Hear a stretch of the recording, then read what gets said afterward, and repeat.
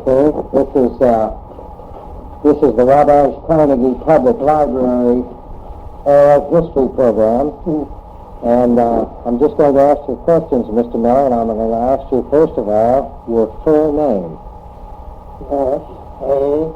Miller. All right. And Mr. Miller, what day and year and month were you born? You know the date? Yes, the date of birth. 1879, September the 9th. 1879. That'll make you 92 years old this fall, then, this coming fall. 92 in September. Okay, fine. Before we get on to, which is going to be the highlight of the story, before we get on to that, let's talk first of all about your parents. Who were your parents and their background and so forth? George P. Miller. George P. Miller. My father. Mm-hmm. And my mother was Sarah Gochenour, before she was married. How do you spell that?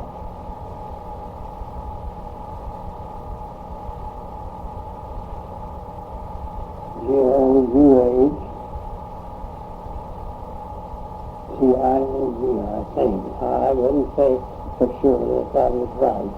Were they both natives from Wabash County here, or where were they from? They were both born.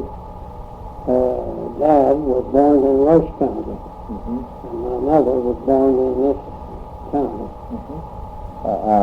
What place were you born in the county? Where was the old family home? My mother was born just about 4.5 miles south of Wabash, on the Walnut Tree Road. And that's the house that you were born in also? No. She was born a half a mile south of where I was born. I was born in Nova Township, and she was born in Wallace Township, just across the county line. Is that house that you were born in still standing? No, it burned. It burned. But they were made in the rebuilding of the house right on the same time.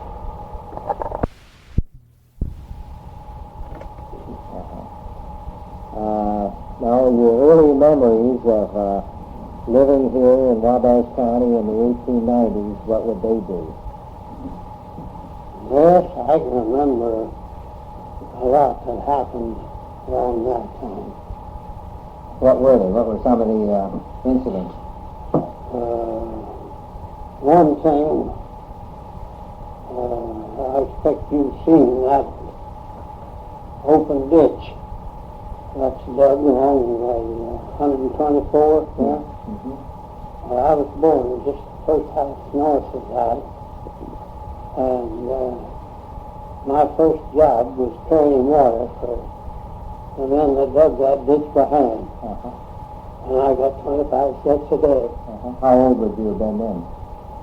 Right in the neighborhood of 8 or 10 years old. I was just a chunk of a kid. Did you go to school in that area out there? Yeah. Where? At the Turkey Pen Schoolhouse. And where is that? Or where was that? You know where the birthplace is? The birthplace? No, I don't. You know where the Roby Road is now? Well, that was the Turkey Pen Schoolhouse was a mile north on the Roby Road. And was that, what kind of a school was that? A one-room school, or? Well, there was 3 school buildings built there. The first one was a log cabin, and that's the way it's got its name. There's a fellow cracked turkeys in it one time, and that's the way it happened to get its name, Turkey Pen. Then they built another frame schoolhouse there, and I went 2 or 3 years in that school. Then they built a brick schoolhouse, and I finished the rest of my education in that. How long did you go to school back in those days? How many months a year? Or? Well, it varied. I was the oldest boy of our family. I had 3 half-sisters that was older than I was, and 1 sister that was older than I was. And at that time, a lot of people had to work for help their dad and mother, and that's what I done mostly. I don't think that the very year that I got to go a whole year in school. I helped put out the crop and helped gather the crop in the fall, and then I'd start in school after we got done checking corn. And it took me till I was about 17 years old before I got to the 8th grade of school. Did you go on to high school in those days? No, I took the examination for the 8th grade at the courthouse. And there was 5 of us took the examination. And Bob Govers was the superintendent at that time, school superintendent. And the 5 of us that took the examination was Clarence Leininger, Orville Tyner, Leo Gochenour, Clarence Leininger, and myself.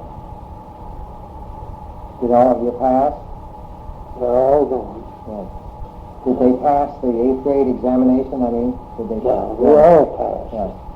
So Bob Govert said, now, here's the paper. He's in the room up there at the courthouse.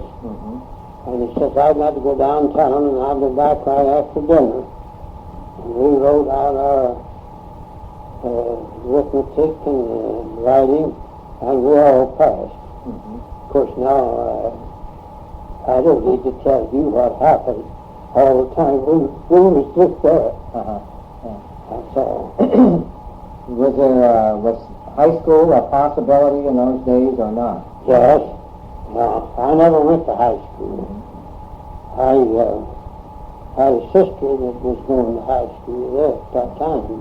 Where did they go to high school? Here in Wabash. They came into Wabash. They came into Wabash. Would they come into town and board, or would they go back and They forth? go with buggy, horse and buggy into town. And her cousin come with her. I don't know. I expect you sure there's Marty Gochenour. Yes. Well, her and my sister went to high school together. They drove 3 or 4 years, whatever it took, to go through high school together. What in the grade school, did you have just one teacher that took care of all the grades? Who was the teacher? Well, I had several. I had 2 of the Burks. Walter Burke was one of my teachers. Mariah Burke was one of my teachers.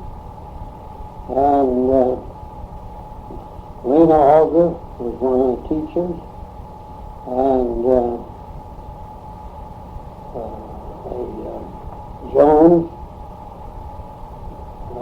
Jesse Jones's daughter, was one of the teachers. And that's all that I can recall right now. What would a typical day for a schoolboy be like? From the time you got up in the morning, did you have farm work to do? Well, we lived 3/4 of a mile south of the schoolhouse. And my parents mostly fixed the dinner. My youngest half-sister went to school with us. And the rest of us that went home with us took our dinner in a nickel basket. We all had our dinner out of the same basket. And we would go and set our basket up in the hallway wait till dinner time, and then we'll get it and fix the desk, put our dinner out on it, and eat dinner right there in the schoolhouse. What time did school start in the morning and finish in the afternoon? Around 9 o'clock. Sometimes it was a little before 9, and sometimes it was.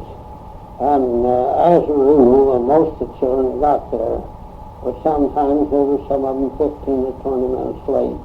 They never called it tardy or late. They just come into school and acted like they was at home, and that was about the size of it. What kind of games and that did you play during recess? Well, the main game at recess or noon was baseball. And then we'd play what they call black man. Now, you know what that was? No, what is that? Well, that was, we'd choose up sides, and we'd dare one another across the dark line, the black line, whichever side won, got all the rest of them. I was out there and somebody catch me before I got back, I had to go to the other side. Whichever one side got all the people in, well, that's the ones that won. Did you ice skate in the wintertime, or did you ice skate in the wintertime? Oh, yes. We had a pond that was probably 200 or 300 feet north of the schoolhouse. And we'd most certainly have to cut down the brush off of that and get a place big enough to skate around in. And then a lot of times we went to White's Institute to skate, too. What was at White's Institute in those days? Well, I can remember when the Indians was there. And I used to love going there and skate with the little Indian girls. Now, going on, what did you do after you received your certificate from the 8th grade? You were 17 years old, and what did you do? I farmed, helped my dad farm, so I went to the Army. And what year was that then? That was in 98. And how old were you? I was 18 years old. Now, we're getting into the Spanish-American War era in your life. How did you go about deciding that you were going to go to the Army? Now, you want me to tell you the real truth of it? I want you to tell me the real truth. Well, sir, I run off. The boys was camped down in Chickamauga Park, and I run off, bummed my way down to the Chickamauga Park in Chattanooga, Tennessee, and enlisted in Chattanooga, Tennessee. At 18 years old? At 18 years old. They wouldn't take me in, and I had to send back a letter, the right side of the letter, and told me to go right or go. Now, was this the Indiana regiment that was camped? This was the 160th Indiana Volunteer Infantry that had left Wabash and went to Indianapolis, and then from Indianapolis they moved to Savannah, Georgia. Charleston, Savannah, Chickamauga? Chickamauga Park. Yeah. Okay. You joined them then, and how long had they been enlisted or trained when you joined when them? I went in, they had been in about a month. I think it was either June or July that I enlisted. How long did it take to get this letter back home and back down to you? About a week. Maybe a little longer. And they took you right in then? Yeah. And what company did they put you in? Company D. 160th Indiana Volunteer Infantry. Now, was Company D made up of men from what part of the state? All from Wabash. From Wabash? Yeah. Wabash There was County. 125 of us after the recruiting gang got there. They got there about 3 or 4 days after I did. The ones that was in the recruit. They had, Wabash didn't have a solid company when I enlisted, or when they left Wabash. And they sent Jack Mills back to get enough recruits. It tells in the history of the 160th Regiment in the book, just when we all enlisted and all this is back. At Tennessee, now at this Chickamauga encampment in Tennessee, now how much training did you have there? I didn't have any clothes when I went down there, only the clothes that I wore out on my back. And George Brady was the cook of Company D. And of course I was hunting some place to stay. I had to have a place to stay, and George said to me, he said, and I had talked to Cap Wimmer too, and Cap was the one that got me in.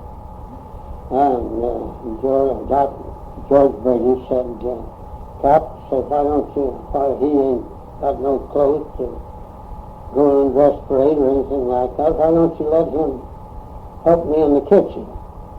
And I worked in the kitchen for the first 6 months that I was in the Army. That's all I done. Once in a great while, they'd make me go out on a drill, but I was most generally in the kitchen peeling potatoes or helping get the meal. What date was this? Do you remember the date that you actually enlisted in the Army for the Spanish-American War? Well, it's in that book. I can get the book now. Can you recall the month and the year? I think it was in the very last of June of when I enlisted. 1899? I was in 98. 1898. In June of 1898. We was over on the first day of the year, 1899. We was over in Cuba then. By then. So you spent your time here then, you spent it in the kitchen working on... The biggest part of my time that I served in the Spanish-American War was served in the kitchen. How were the sanitary facilities and the food in this Chickamauga camp? There wasn't any. There wasn't any. We had a fire that we built outside. We had a regular cook shed that we cooked in, and then we had most certainly had to build wherever we landed at different places that we was at. We had to build a derrick, or a lot of times we had tables outside that we had on when it wasn't raining. When it was raining, we'd take our mess kit and go to the tent, and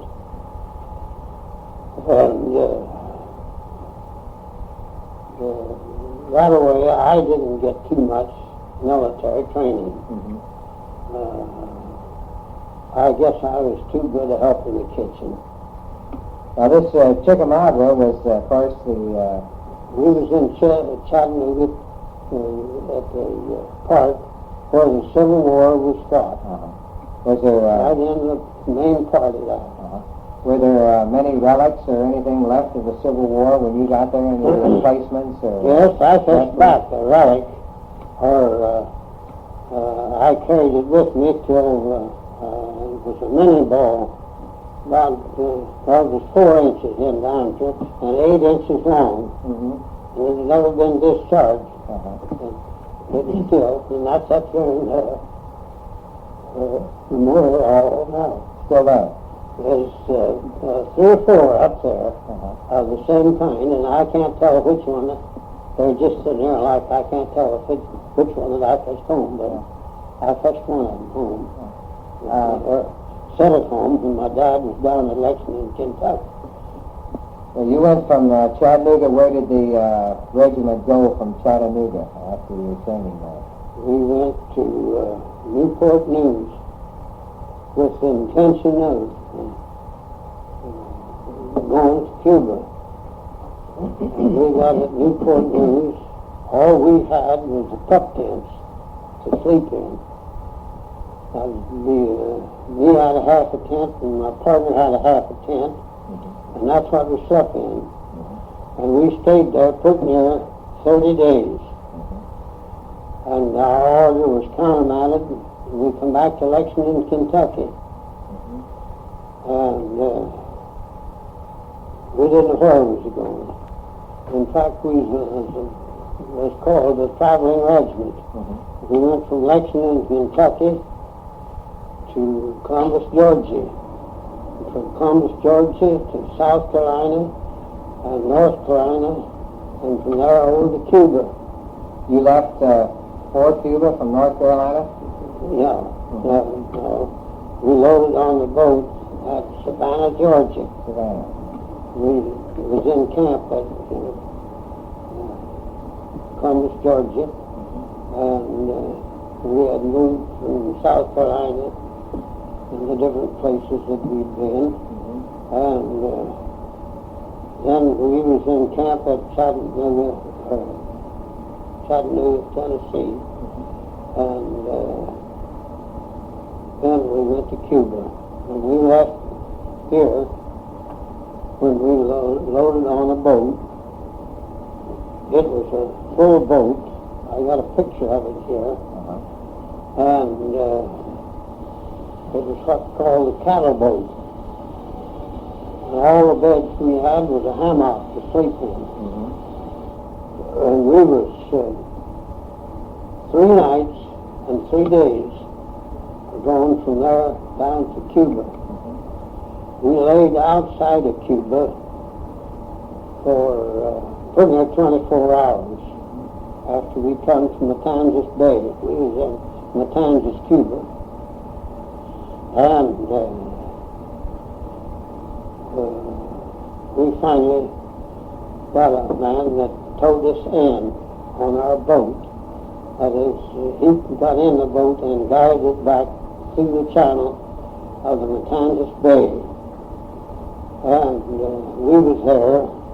The first place that we was camped was north of the town.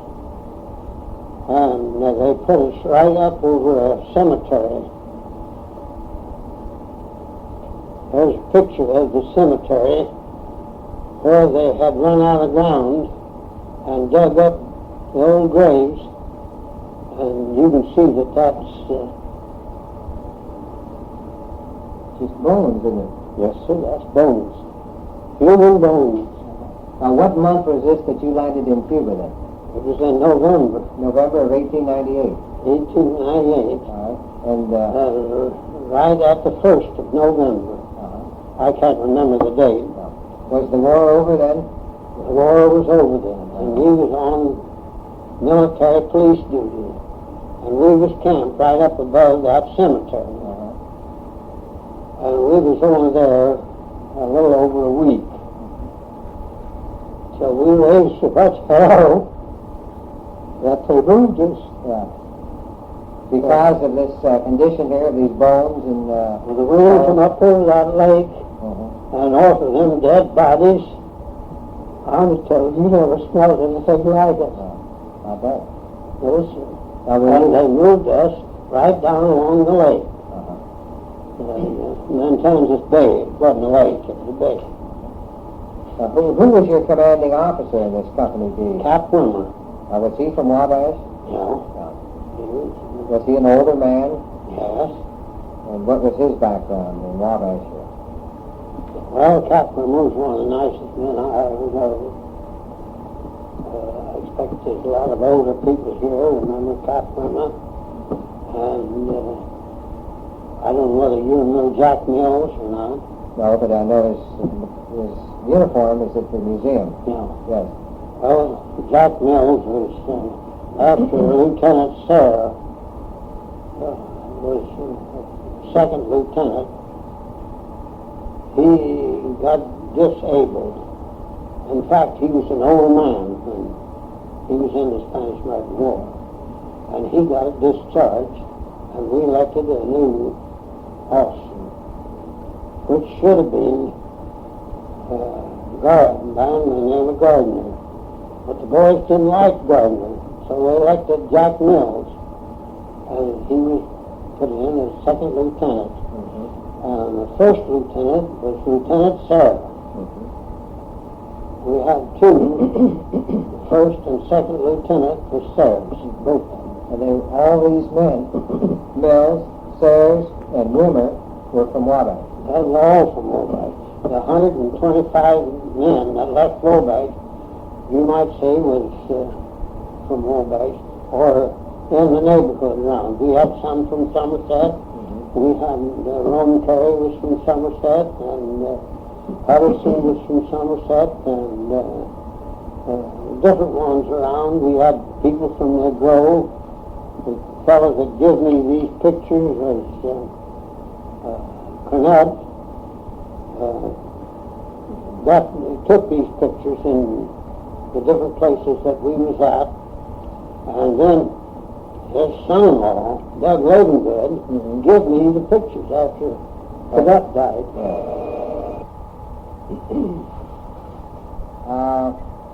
Getting back to our officers, your officers above company level now, were there any Civil War officers still active in the Spanish-American War when you were in the Army? Yes, our colonel was in the Civil War. Colonel Gunder. Colonel Gunder. Had he was in the Civil War, and our major was in the Civil War too. Do you remember the major's name?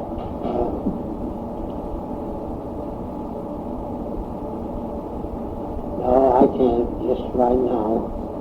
Had these men remained on active duty from the Civil War to the Spanish-American War, to your knowledge? No, they hadn't been discharged from the Army, and then most of them belonged to the militia.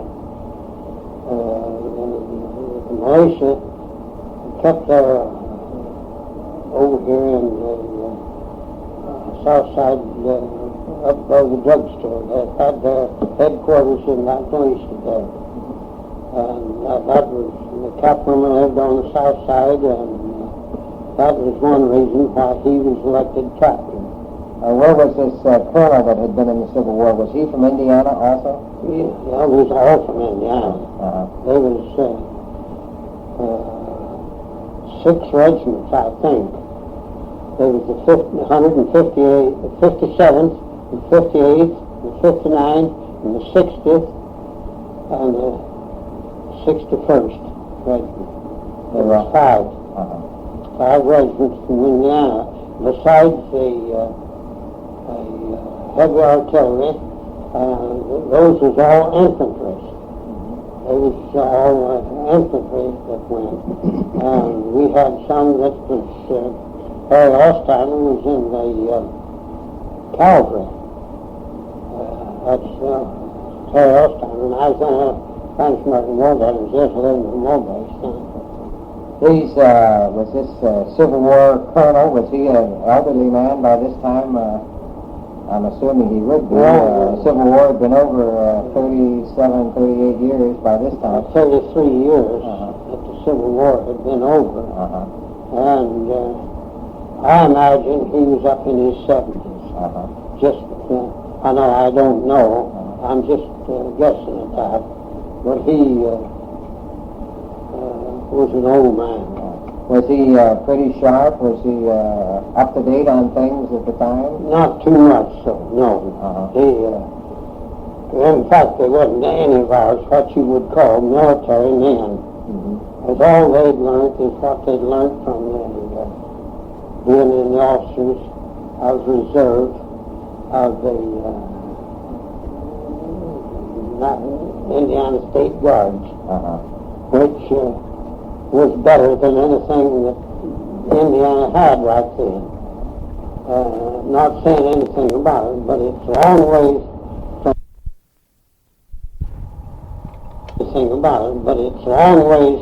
from being what it is now. That's what I want. In other words, you would say they weren't prepared? No. We wasn't prepared. when we went to Cuba, we had our old Army blue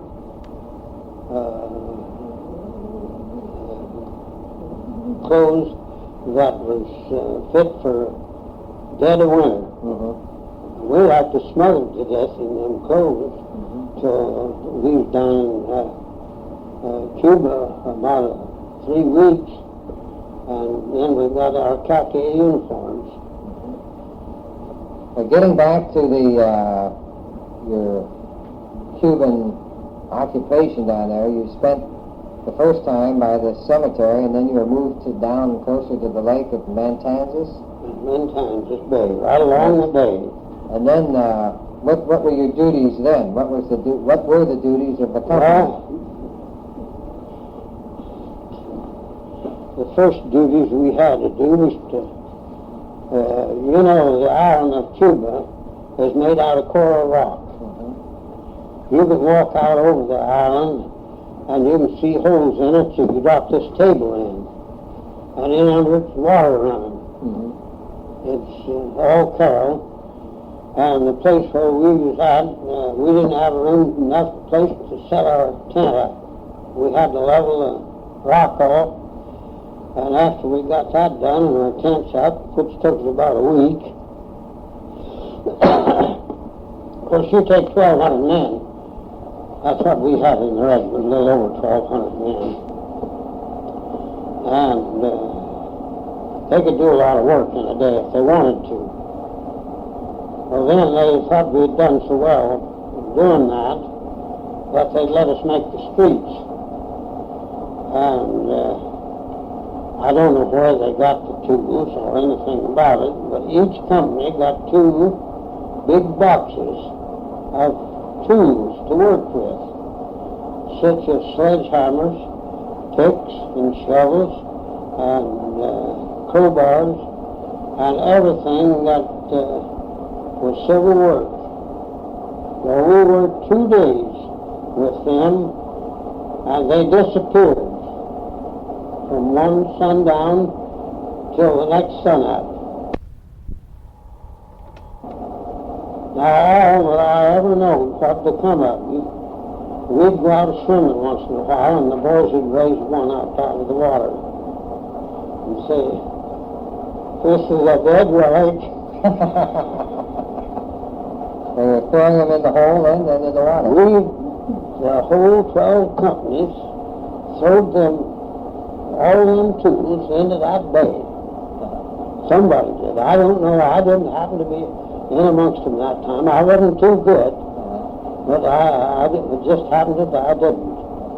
And me being in the cook shed, I didn't have to do too much of that work.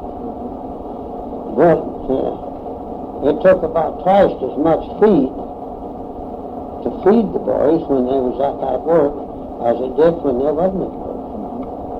What kind of food was a standard diet for the company? Well, such as it was, we had plenty of everything. There was only one time that we didn't have plenty. When we was in Newport News camp, we ran out of provisions. And ours was the only regiment that was there then. And they forgot to send the orders that we could go to carload and unload it. There was a carload of potatoes sitting on the side track and a carload of beef hanging in the refrigerated car and everything for us. But our officers wouldn't open it till one night we got hungry and we opened it. Because we had plenty to eat, you know. But there was for about a week there that we didn't have much to eat. A lot of fellows had money enough to go uptown and buy their meal. But I didn't. What, you were doing guard duty then at Mantanzas Bay or maintaining order? You might say we camped in them little old pup tents.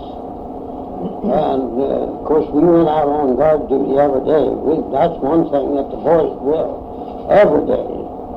I was working in the cook shed, and I had to have help get their meals ready.